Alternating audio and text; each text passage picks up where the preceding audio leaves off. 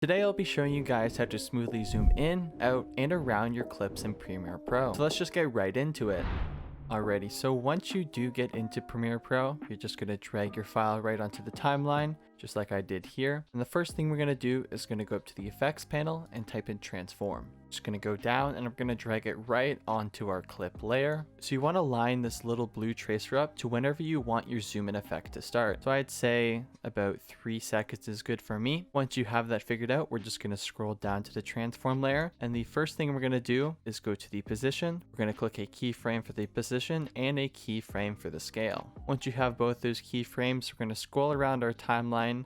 I'd say about 1.5 seconds from the first 2 keyframes. I'm going to zoom in a bit so it's a bit easier to see for you guys. And now you're just going to find where you want to zoom in. So I'm just going to play around with the scale and positions until I find the area where I want to zoom in.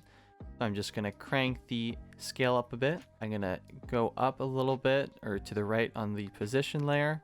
We're going to go up a little bit as well. So I want to zoom into the beautiful night sky. After you have your 4 keyframes here, we're going to select them all, make sure they're in blue. We're going to right click, go to temporal and go to ease in. And we're also going to right click again, go to temporal and go to ease out. So now all 4 of these keyframes are eased. So we're just going to open them up with both of these arrows.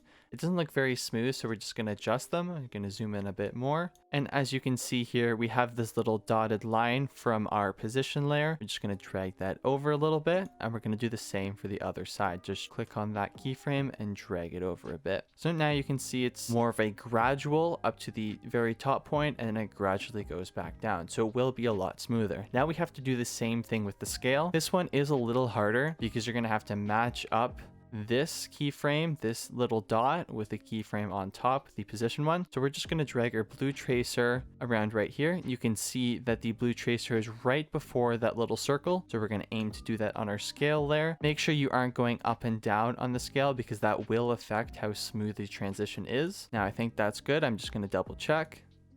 Yes, it looks good to me. So we're going to do it on the other side as well. We're going to click on the right keyframe on the position layer. We're going to drag it right all the way over. Try to get in the center just like that.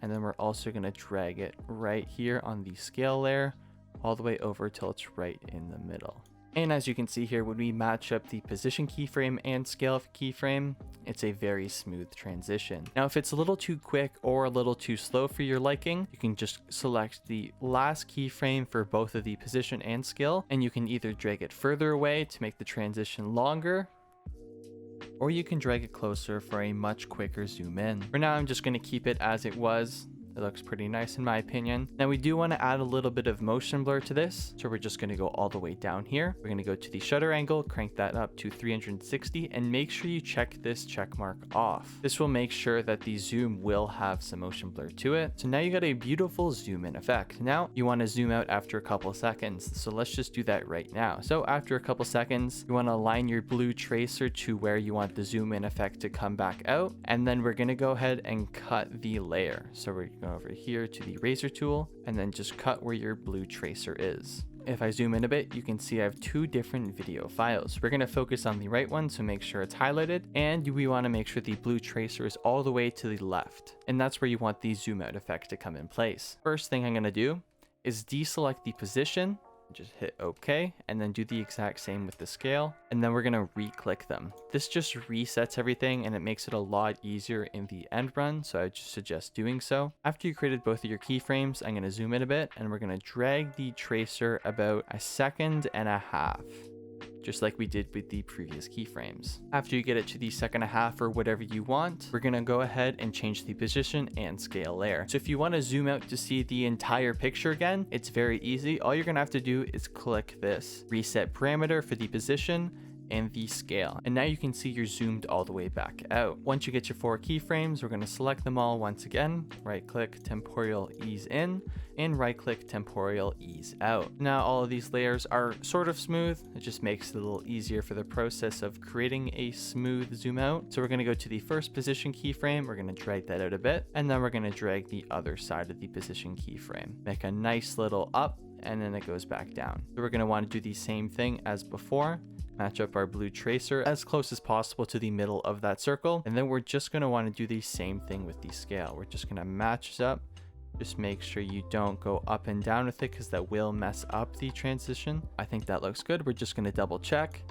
And as you can see, it's beautiful. So we're going to do the other side. Just drag your blue tracer, try to get it in the middle. If you can't, just make sure you remember where it is on that position keyframe. And go down to the scale keyframe and then just drag it. Oh, you see I moved up a bit. So I'm just going to reset it with Control Z and make sure that it's a perfect line until I hit it. So I think that's good. So if we play that animation back, it's a smooth zoom in and then we have a smooth zoom out. Now for instance, if you want to zoom into a particular part, shift over to a different part and then zoom out, we just need to add one additional step to this tutorial. We're going to have the very first same steps. So you're just going to zoom into your particular area. And then after that, when you want to shift over to a different part of the video, we're just going to go ahead and cut the video right here. We're going to focus on the second part of the video and then say we want to move our position to the left and see the trees. The first thing we're going to do is we're going to deselect the position keyframe, press OK, and then we're going to select it once again.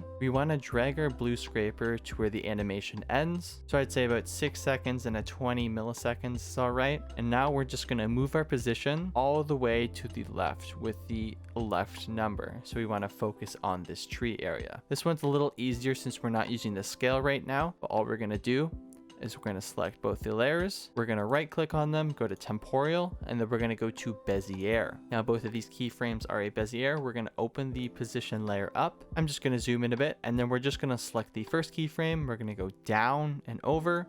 And the second one, we're going to do the same thing, down and over. But if we go ahead and play that back, it zooms in and then it shifts over to the left. Now, if you do want to zoom all the way out from this position, it's actually going to be really easy. We're just going to drag our blue scraper to wherever we want the zoom out effect to happen. I'd say about right here. Give it some time in between. We're going to go to the eraser tool and we're going to cut right where our blue scraper is. Now we should have 2 different cuts and have 3 video files. So we're just going to select the right one. We're going to deselect the position keyframe and we're going to deselect the scale keyframe. We're going to create a scale keyframe and a position keyframe. And we're just going to drag our blue scraper to wherever the animation will end. So I'd say about right here is beautiful. Then all we have to do is select the reset parameter for the position and the scale, and it should be back to its original state. So I'm just going to select all 4 keyframes, right click, go to temporal, ease in, right click, temporal, ease out. Just zoom in a bit so it's a bit easier to deal with these positions. I'm just going to open the position keyframes up and we're just going to drag our keyframe a little bit over